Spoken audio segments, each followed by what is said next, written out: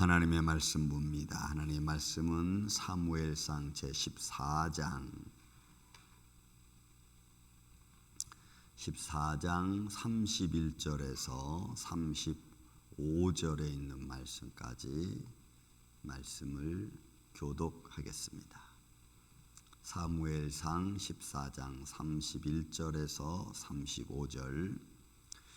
그날에 백성이 믹마스에서부터 아얄론에 이르기까지 블레셋 사람들을 쳤으므로 그들이 심히 피곤한지라.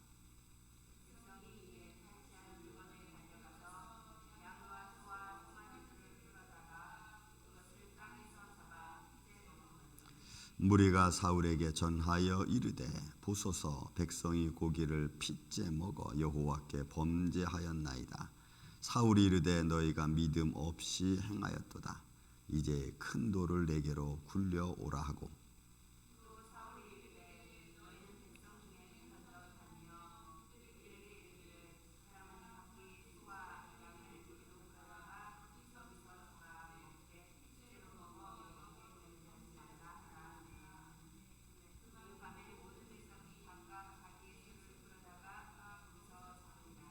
사울이 여호와를 위하여 제단을 쌓았으니 이는 그가 여호와를 위하여 처음 쌓은 제단이었더라.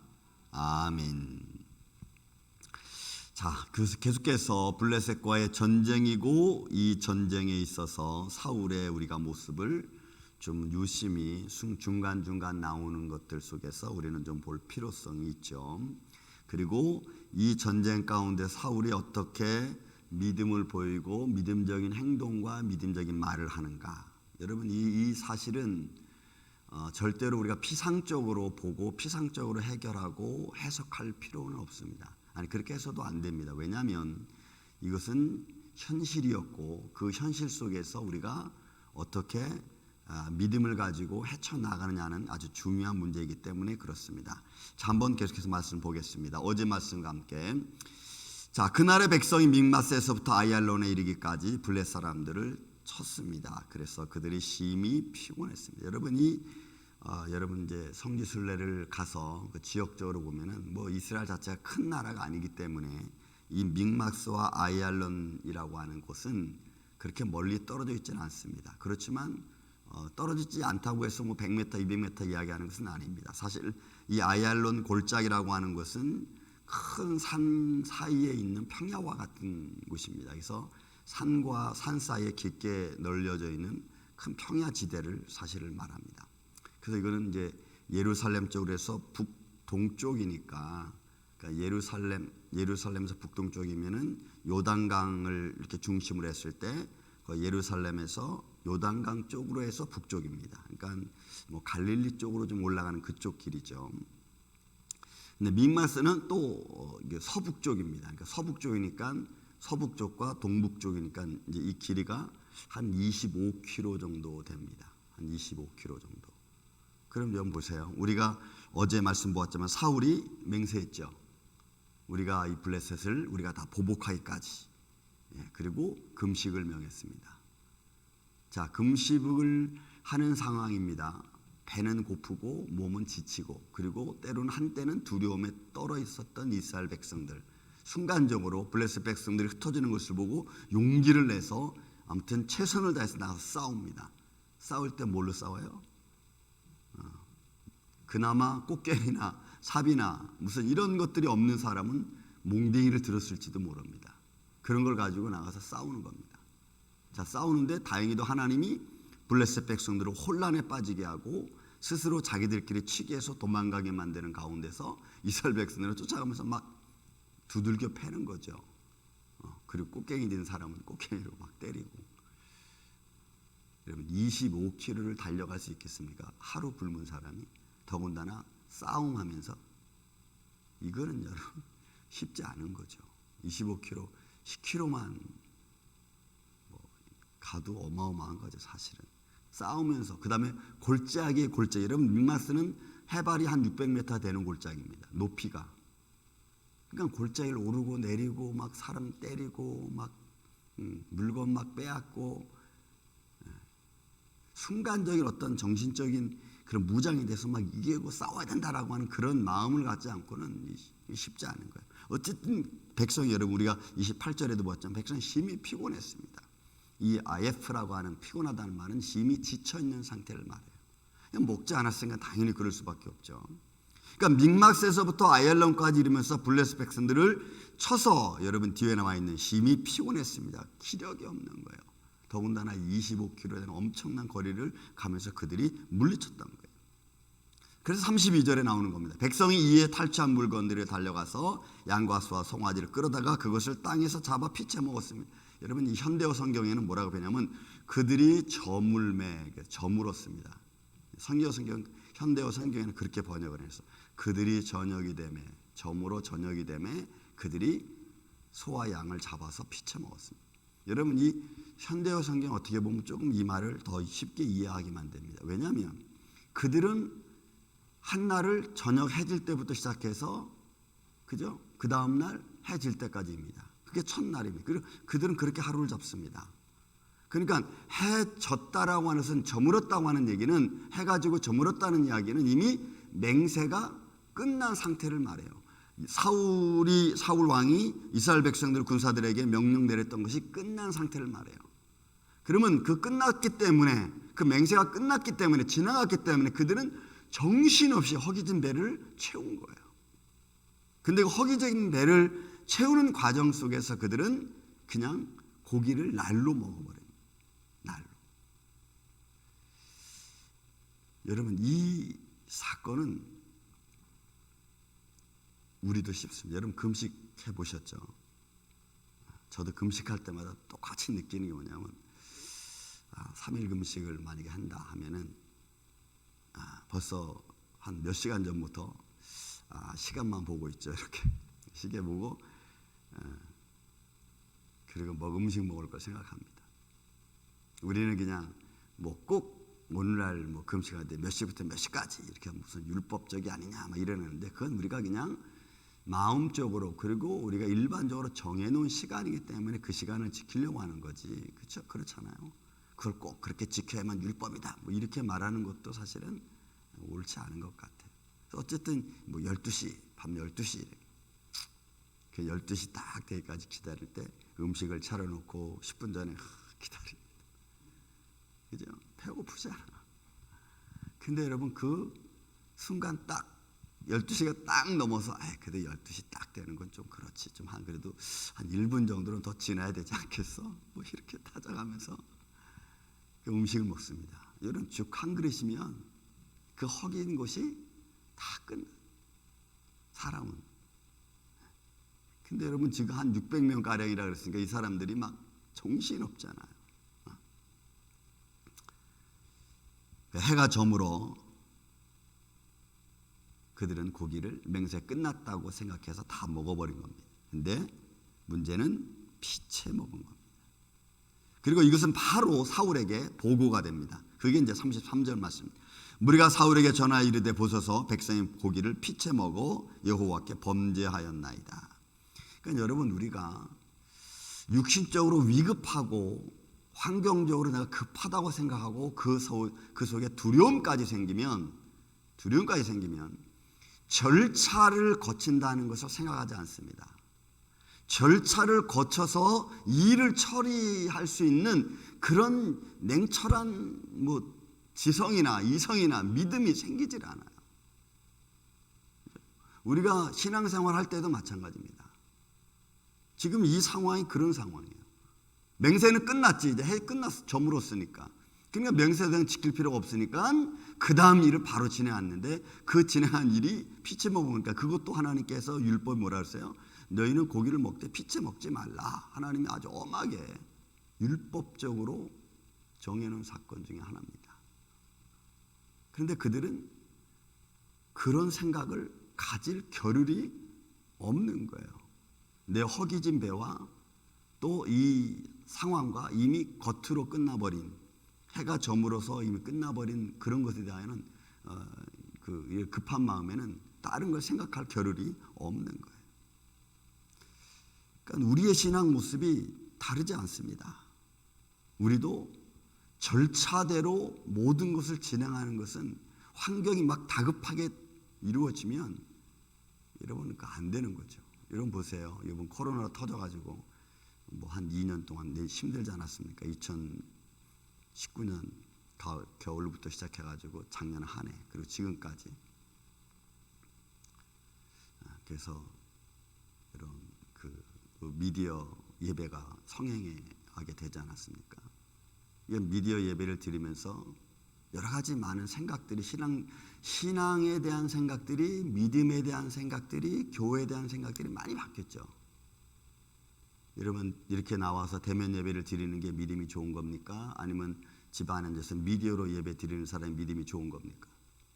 꼭 이렇게 나와야지 하나님을 섬기는 거고 이렇게 안 나오면 하나님을 섬기지 않는 겁니까? 여기에 대한 옳고 그름에 대한 판단을 이제 내릴 수 없어요. 그 이제 오직 하나님만이 내리시고 또 하나님만이 믿음의 결정을 하시는 분은 하나님이시죠. 여러분 코로나로 인해서 교회에 가장 중요한 모여서 예배드리는 가장 중요한 코이노니아가 이면 없어졌습니다. 그런데 굳이 꼭 모여서 그렇게 예배 드리는 것만 코이노니아 합니까?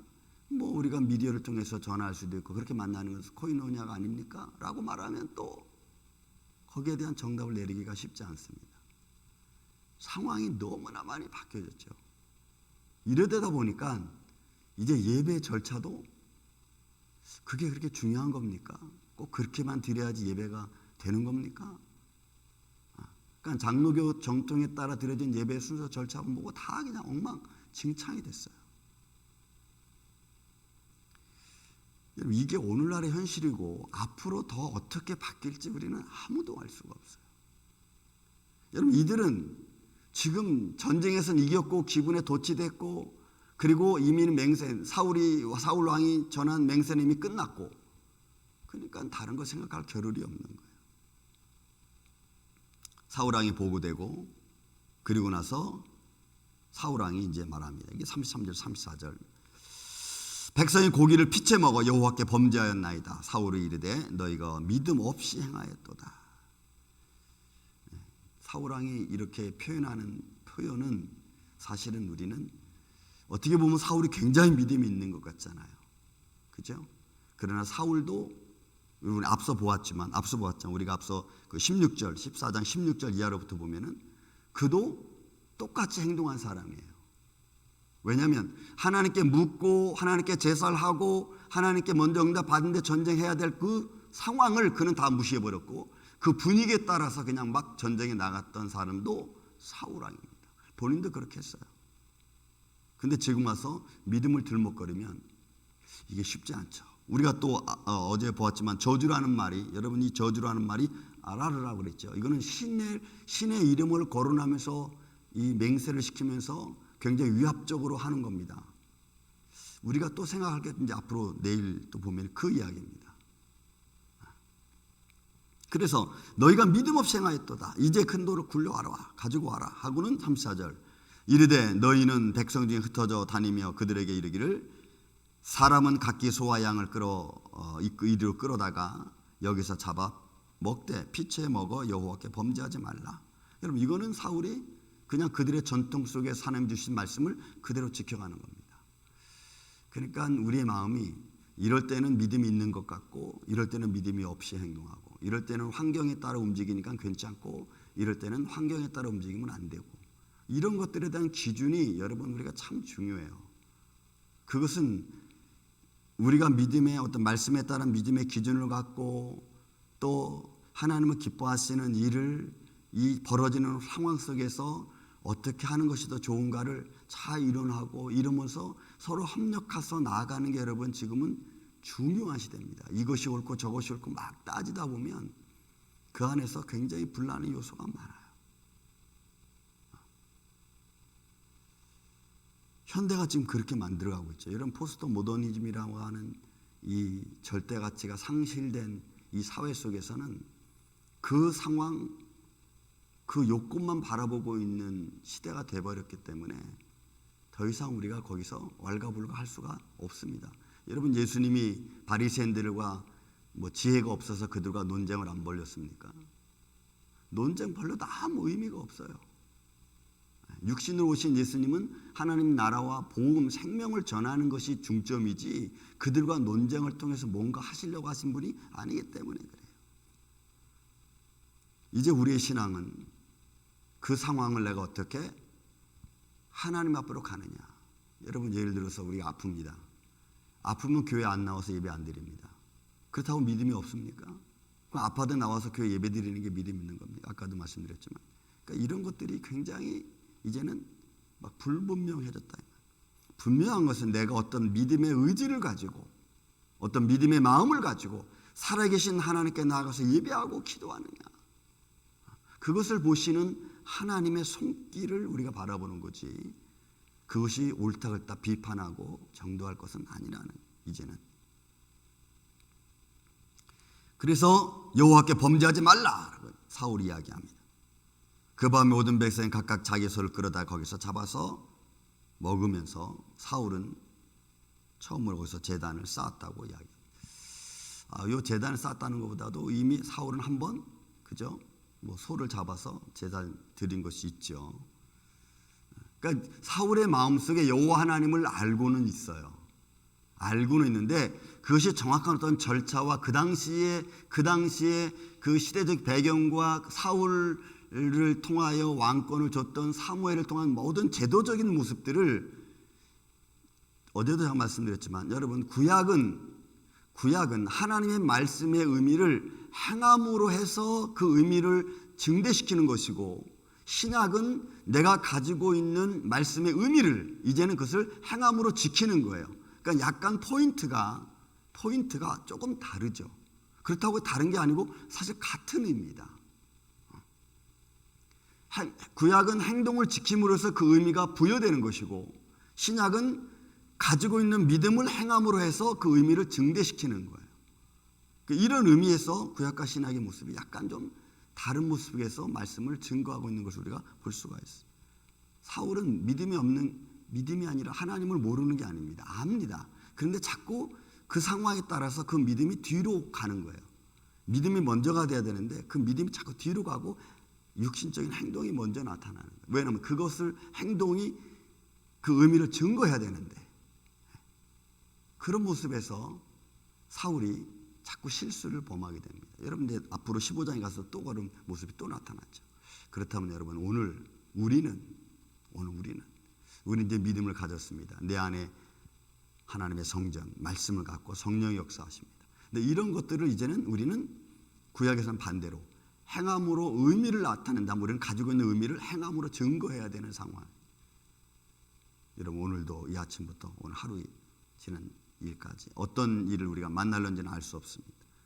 그 속에서 벌어지는 상황, 어떤 여건, 조건에 따라서 우리의 믿음이 뒤로 물러가는 것이 아니고 믿음을 가지고 먼저 잘 하나님 기뻐하시는 것을 결정하고 또 상황을 합력하여 선을 만들어갈 수 있는 이런 복된 하루가 되시기를 예수님의 이름으로 축원을 드립니다. 사랑과